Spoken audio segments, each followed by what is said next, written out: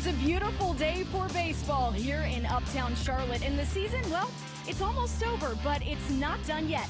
For the Charlotte Knights, welcome into First Pitch, everybody. Kendall Smith and Doug Maurer joining you here from Truist Field as we get all set for Game 3 of this 6-game series between the Charlotte Knights, the AAA affiliate of the Chicago White Sox, and the Durham Bulls, AAA affiliate of the Tampa Bay Rays. And Doug, it is so hard to believe how fast this season has gone. I cannot believe it's already the final homestand of the year for the Charlotte Knights. Yeah, it feels like yesterday that we had opening day out here. It's completely flown by. I will say the Charlotte community this year has been amazing at coming out, supporting this Knights team, checking out some really good baseball on the field, as well as the great promotions that we have out here. The good news, Kendall, we still have one more really fun weekend left this season. We sure do, and we've got to talk about some of those players that have made this season so special for all of our fans that have come out to Truist Field and watched the Charlotte Knights. And a guy who really connects with the community, Doug, it's Charlotte Knights first baseman Tim Elko. What a season he has had. 26 home runs here with the Charlotte Knights. He leads the team in that category. Not only that, but he also is 13th on the all-time list of most home runs by a Charlotte Knights player. And that list includes guys like Jim Thome. So he's been fantastic all season long, but not only great on the field, he's been a great guy to have on this team off of the field as well. The leadership he brings to this clubhouse, Doug, is truly second to none. Yeah, the stats speak for themselves. He's had an amazing year, but what he does do off the field, I think, is important to note. Tim is a leader in the clubhouse, but he's also kind of the face of this team. He really shows up in the community with Charlotte Knights charities. He does a lot visiting hospitals. And with Tim Elko, he brings a winning culture. This is the big thing. Tim has won everywhere he's been. He played at Ole Miss, won the College World Series. Played at Double-A Birmingham, won the Double-A championship. So players want to be around that. They want to learn from Tim. And the fact that we've had him this year, I think is huge for the Knights, but also once he's ready to go up to the major leagues, that'll be huge for the Chicago White Sox. So we figured that we would let you all know Tim a little bit better. I had the great opportunity to catch up with him recently. We weren't just talking baseball, we were talking golf, we were talking fantasy football, so take a look right here. Tim, you were just telling me you grew up in Tampa, Florida. Yes. What was life like for you as a kid, and how would you say you kind of developed into loving baseball? So I actually grew up playing soccer and baseball. My sister played soccer as well, so I think it kind of like influenced me a little bit to play too. So I played both of those growing up. A little basketball, football with my friends, but those were kind of the two main sports. But got into high school and stopped playing soccer after my sophomore year and just kind of focused on baseball because I found out that, that's the one I really loved. So, yeah, and then now we're here. And he's very good at it, by the way. Tim, we talk about what you guys like to do outside of baseball here on this Walk and Talk series presented by Sunbelt Rentals. We heard you're a good golfer. So I'm curious, if you had the opportunity to golf with any pro on the tour, who would you golf with? Oh, man, that's a tough question. I got a lot of favorites. It's hard not to say Tiger Woods just because he's an all-time great. I would say right now, Scotty Scheffler. Obviously he's number one in the world, kind of easy to pick, but I just think he's an awesome dude, yeah. And I think it'd be a lot of fun. Let's say you won the Masters, okay? Like, you're top-tier golfer, and you know they get that dinner the next year where they get to pick everything out. What would you pick, Tim? Probably going filet mignon. I love steak. I like the au gratin potatoes. Yeah. Those are super good. And then maybe like a side of asparagus, a little cheesecake for dessert. Okay. I think I'm wrong with that. I think that's a very respectable meal for sure. Tim won't say this because he's very humble, but not only a great baseball player, a really great guy as well. Tim, with your upbringing, your family, the people you surrounded yourself with, who were the biggest influences in your life that shaped you into who you are today? My family.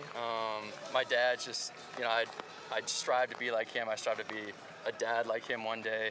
Just an amazing guy. And, obviously my mom and my sister were amazing influences too. Just great Christian family. And, they really helped to mold me into who I am today. You played soccer. Yeah. Do you still watch soccer? Have you been to an FC game here in Charlotte? No, I don't really watch soccer anymore. Kind of just watch baseball. I love NFL, love watching football. Red Zone on Sundays is one of my favorites. You got to follow my fantasy guys, so yeah. I was going to say, I'm assuming that you're into fantasy football. Yeah. So this year, let's just speak it into existence. You're going to have the first pick in your league's draft. Who are you going with? That's tough. There's a lot of good players out there. I mean, Jamar Chase just came off an amazing year. I actually had him last year, so that was pretty good for me. And lucky us, we are joined now by Charlotte Knights first baseman Tim Elko. Tim, thank you so much for joining us here. We just heard you talking about fantasy football. Did you end up getting the first pick in your draft? If not, who did you go with? I did not get the first pick. I had the fourth pick, and I ended up going with Saquon Barkley. Okay. He was there at fourth. How did he fall to fourth? I don't know. They just, I think Bijan went right before, and Jahmyr Gibbs, I think, actually went second.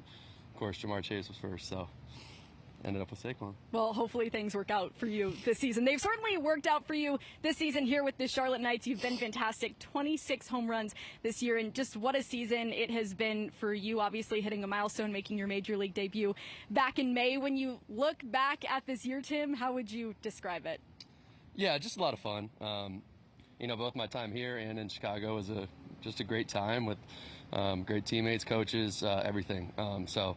Just enjoyed this year and had a lot of fun playing baseball. And obviously it was a big accomplishment for me to make my debut in the big leagues, and just going to get back to work in the off season and get ready for next year. You talk about the off season. What does the off season look like for you, Tim? There's definitely a little bit of relaxing, but then, there's working on stuff that I need to work on, hitting, fielding, all of it. So, just getting stronger, getting ready for next year, and getting ready to play as many healthy games as possible. We heard you talk about it in the interview that we just played. We were talking a little golf in that interview. Do you have big plans to golf in the off season? Definitely going to get a little golfing in. That's always a fun thing to do in the off season. So definitely looking forward to that. And Tim, it's been great having you here in Charlotte. We talk about the leader that you are for this team, and this community has really taken to you as well. So what will you miss most about being here when the season's done? I think just hanging out with the guys every day. Like I said before, we've had a great group of guys here all year, and there's been a little bit of cycling through different players and all that kind of stuff. Happens in AAA, but the guys that we've had here have been super enjoyable to be around, and Serge and Rosie and Jim and really everybody, Scott. They've all been great. So it's been a lot of fun, and Well, Tim, thank you so much for your time. We certainly appreciate it. On the other side, we are talking a crazy wild card race that's happening right now in Major League Baseball. The Cubs just clinched their spot yesterday. Plus, we're going to talk some guys that have made a real impact with the Chicago White Sox that played here for the Charlotte Knights earlier this season. It's all up after the break here on First Pitch, so stay with us.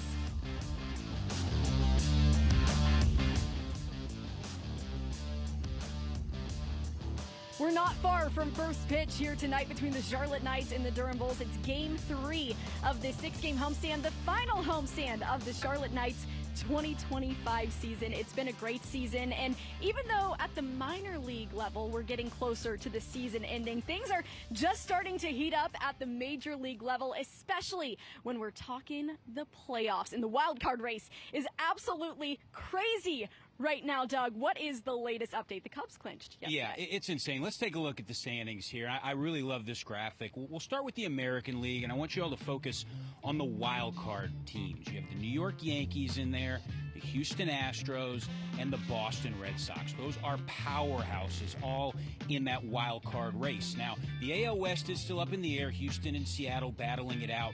But we could see Boston and New York facing off in the first round of the playoffs. What a wild card matchup that would be. And then on the National League side, focus on the LA Dodgers there. They're leading the NL West, but they're the 3 seed. That means they would have to play the final wild card team, which, as you see, is currently the New York Mets. So you're looking Dodgers, Mets, you're looking Yankees, Red Sox, and Kendall, you mentioned the Cubs. They're sitting there against the Padres right now. 2 big market, heavy fan base teams trying to get over that hump. This wild card weekend in a couple of weeks is just going to be fantastic. It really is. And, the Knights, they're the affiliate of the Chicago White Sox. And the White Sox, they won't be in the playoffs this year, but the playoffs are being talked about with this young group for next year, potentially the year after. There's certainly a ton of upside with this young group, with the Chicago White Sox. And so many of those guys, Doug, played right here for the Charlotte Knights. And I think the first name that we have to bring up if we're talking impact guys with the White Sox that played here in Charlotte, Colson Montgomery. Yeah, we have to start with Colson Montgomery, and what a story it's been for Colson this year. He was drafted in the first round, high expectations, everyone really wanting him to be the future. And Colson came up here in Charlotte, and he was not playing very well. And so Chicago White Sox decided, we're going to send you back to Arizona, take you out of games, work on your fundamentals, work on your mentality, how you approach things, and just start having fun again. So Colson spent a couple of weeks in Arizona. He came back here to Charlotte. He started hitting the cover off the ball. All of a sudden, he goes up to the Chicago White Sox, and Colson's hit 18 home runs in his first 50 MLB games.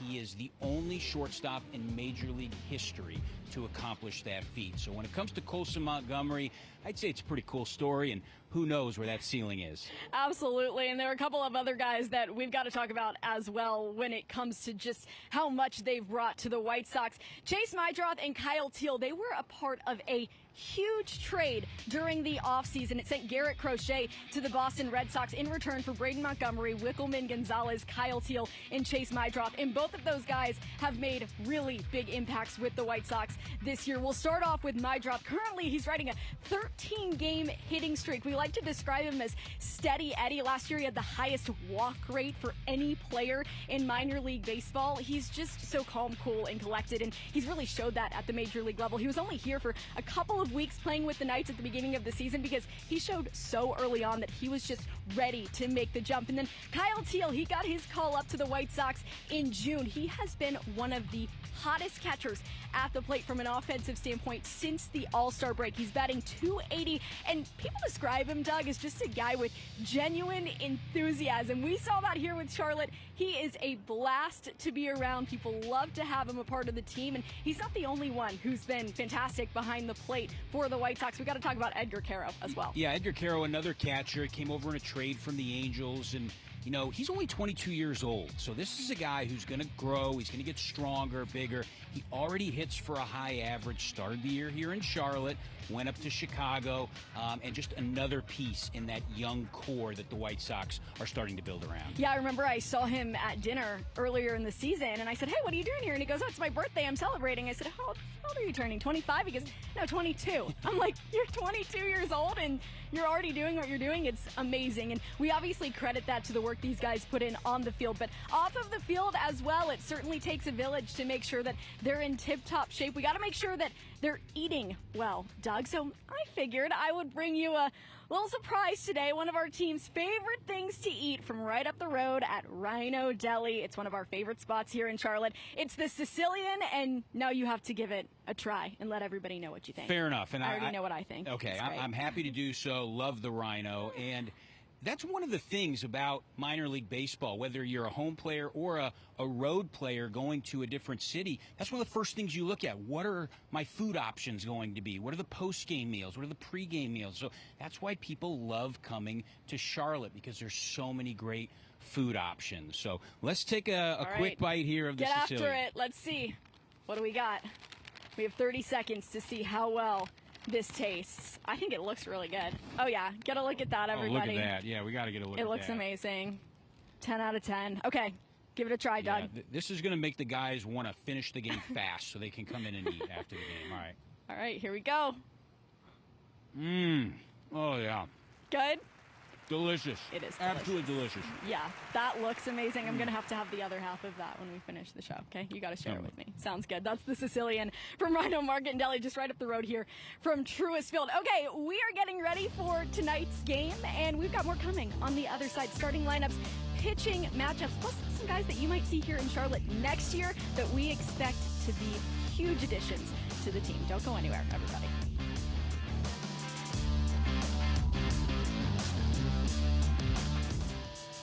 Welcome back to Truist Field, everybody. It's first pitch. Kendall Smith and Doug Bauer joining you here, and we are just moments away from first pitch here tonight between the Charlotte Knights and the Durham Bulls. And Doug, we gotta go ahead and get into our pitching matchups here tonight. Who's on the bump for Charlotte? Yeah, important to talk about, and we'll start with Charlotte's starting pitcher, a true underdog story.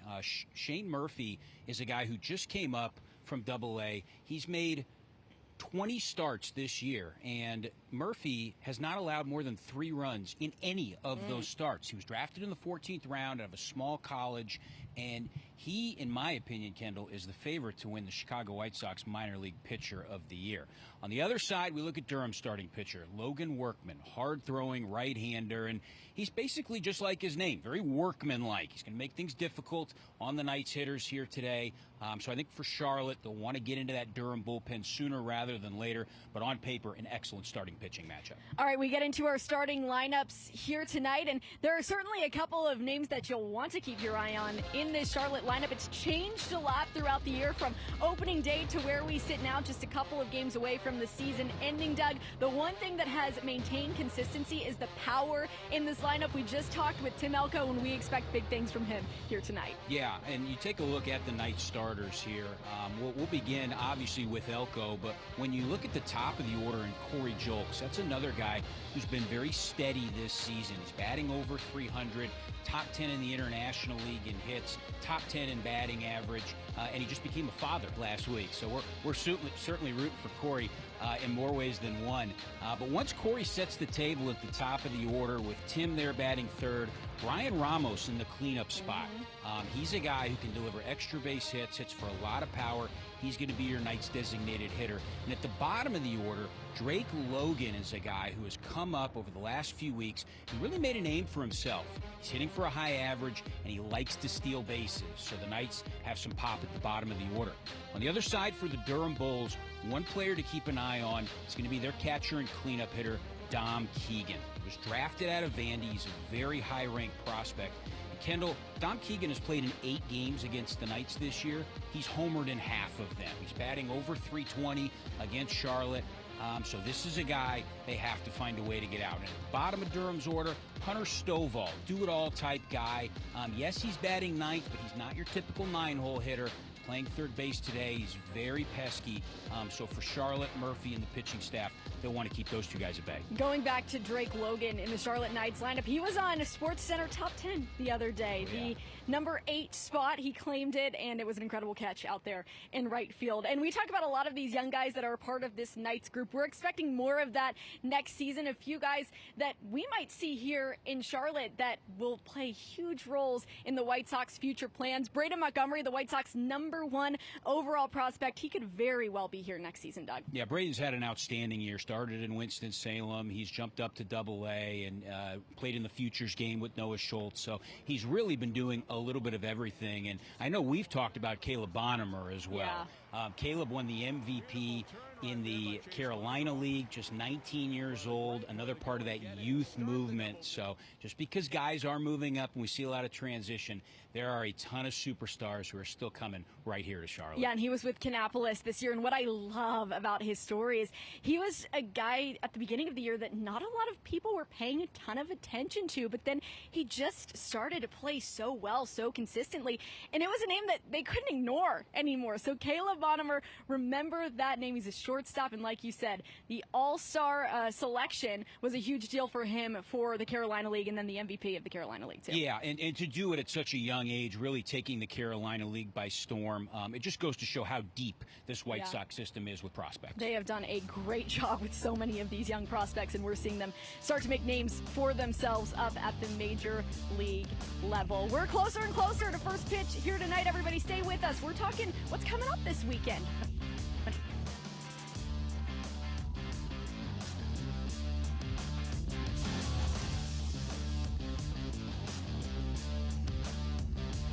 We are back here at Truist Field, and we are just minutes away from first pitch between the Charlotte Knights and the Durham Bulls. Welcome in, everybody. Kendall Smith and Doug Maurer joining you here. It's the final weekend of games in 2025 for the Charlotte Knights. And, Doug, we're going all out this weekend. It's going to be a fun one here at Truist Field. It is. You know, we have post-game fireworks.